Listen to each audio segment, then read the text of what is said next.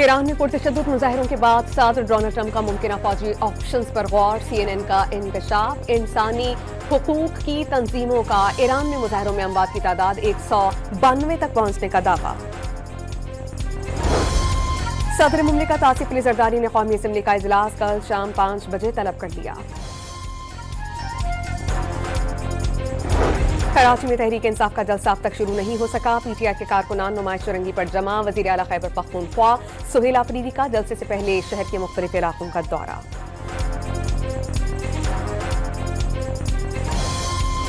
पंजाब में धुंध के बायस मोटरवे के कई सेक्शंस बंद। M11, M3, M5 पर कई मकामात पर ट्रैफिक का दाखिला बंद।